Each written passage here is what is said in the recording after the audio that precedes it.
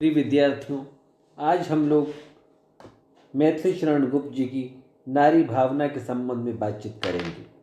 देखिए, कविवर मैथिली शरण गुप्त द्विवेदी युग के महान कवि माने जाते हैं। उनकी रचनाओं में राष्ट्रीयता, समाज सुधार, युग निरूपण, भारतीय संस्कृति एवं नारी भावना का विशेष चित्रण हुआ है। उन्होंने साकेत महाकाव्य में वियोगिनी उर्मिला का, मातृत्व भाव की प्रबलता से युक्त कैकेयी का, यशोधरा खंड काव्य में यशोधरा का तथा विष्णुप्रिया में इसकी नायिका का चित्रण बड़े मनोयोग से किया है।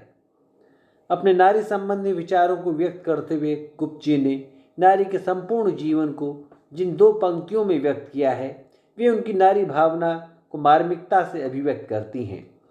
अबला जीवन हाय तुम्हारी यही कहानी, आंचल में है दूध और आंखों में पानी।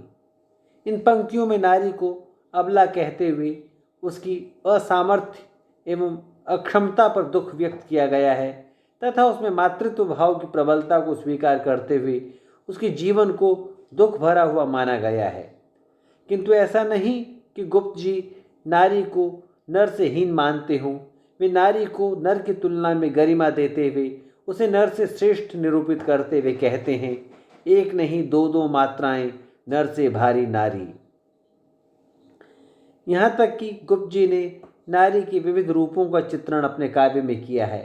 कहीं वह कुलवधू है तो कहीं गृहस्थ जीवन का भार वहन करती हुई गृहिणी है, कहीं प्रिया है तो कहीं विरहिणी, कहीं वीरांगना के रूप में हुंकार भरती हुई नारी है तो कहीं पति परायण पत्नी होकर सती नारी के आदर्श को वहन करती है, कहीं वह वात्सल्यमयी माँ है तो कहीं जन सेविका के रूप में समाज के लिए सब कुछ अर्पित कर देने वाली तेजस्विनी नारी है।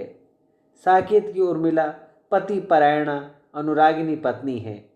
वह इस अनुराग के कारण ही प्रिय को वन भेज देती है और उनके पथ का विघ्न नहीं बनती। वह कहती है, हे मन तू प्रिय पथ का विघ्न न बन। यशोधरा की गोपा को अपने प्रिय से केवल यही शिकायत है कि वो उससे कहकर गृह त्याग करते।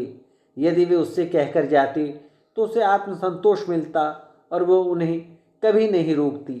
अपनी इसी व्यथा को व्यक्त करती हुई वह कहती है, सखी वे मुझसे कहकर जाते, सिद्धि तू स्वामी गए यह गौरव की बात, पर चोरी चोरी गए यही बड़ा व्याघात।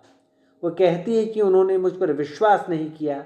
शायद वे समझते थे कि मैं उनके मार्ग की बाधा बनकर उन्हें जाने से रोक दूंगी, पर ऐसा नहीं था। मैं उनके मार्ग की बाधा नहीं बन सकती थी। सखी वे मुझसे कहकर जाते, कहे तो क्या मुझको वे अपनी पथ बाधा ही पाते। मुझको बहुत उन्होंने माना, फिर भी क्या पूरा पहचाना। मैंने मुख्य उसी को जाना जो वे मन में लाते। गुप्त जी ने नारी को आदर्श पत्नी के रूप में चित्रित करते हुए कहा है, पति ही पत्नी की गति है। इस कसौटी पर उनके सभी नारी पात्र यशोधरा, सीता, उर्मिला, विष्णुप्रिया आदि खरे उतरते हैं। चित्रकूट में सीता ने अपनी कुटिया को ही मन भावन राजमहल समझते हुए पति के साथ को अपनी सबसे बड़ी पूंजी माना है।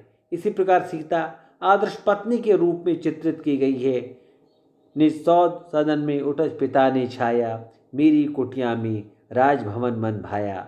सम्राट स्वयं प्राणेश सचिव देवर हैं, देते आकर आशीष हमें मुनिवर हैं। साकेत में उर्मिला के विरहिणी रूप का चित्रण भी किया गया है। नवम सर्ग में कवि ने राम कथा के उपेक्षित पात्र उर्मिला के विरह का विशेष चित्रण करते हुए कहा, निर्मला उर्मिला चिंता, विषाद, काम आदि मनोभावों से ग्रस्त होकर उस विरह में स्वयं आरती की लौ की भांति जलती है और मानस मंदिर में प्रिय की प्रतिमा को स्थापित कर उनकी पूजा करती है। वेदना विह्वल होकर वह जो गीत गाती है उसमें उसके मन की व्यथा साफ सुनी जा सकती है। वेदने तू भी भली बनी, पाई मैंने आज तुझी में अपनी चाह घनी। प्रकृति में भी उसे सर्वत्र अपने प्रिय के रूप छटा का ही आभास होता है। शरद ऋतु में खंजन पक्षियों को देखकर उसे लगता है कि मेरे प्रिय के नेत्र ही मानो इन पक्षियों के रूप में यहाँ दिख रहे हैं। निरख सखी ये खंजन आए, फेरे उन मेरे रंजन ने, नयन इधर मन भाए। गुप्त जी की नारियां सहज, स्वाभिमान एवं दर्प से परिपूर्ण हैं। इस तरह से साकेत में नारी के वात्सल्यमयी माता के रूप में भी जो है हमें चित्रण जो है दिखाई पड़ता है। कैकेयी को अपने पुत्र भरत पर राजा का संदेह अच्छा नहीं लगा और उसने प्रतिशोध स्वरूप राम राज्याभिषेक में विघ्न डाल दिया। भरत से सुत पर भी संदेह, बुलाया तक न उन्हें जो गेहे। चित्रकूट में हुई सभा में कैकेयी का पश्चाताप मैत्रेयी गुप्त की मौलिक कल्पना है। इसमें वात्सल्यमयी कैकेयी के स्वच्छ हृदय की जो झांकी उपलब्ध होती है, उसने कैकेयी के पाप को पूरी तरह धो दिया। राम कहते हैं, 100 बार धन्य वह एक लाल की माई, जिस जननी ने है जना भरत सा भाई। पागल सी प्रभु के साथ सभा चिल्लाई, 100 बार धन्य वह एक लाल की माई। इस प्रकार गुप्त जी ने युग के अनुरूप नारी को जन सेविका एवं राष्ट्र सेविका के रूप में भी चित्रित किया है। नारी के गौरव को उन्होंने अपनी रचनाओं में जो है अक्षुण्ण रखते हुए उसके अनेक आकर्षक चित्र जो है लोगों के सामने उभारे हैं।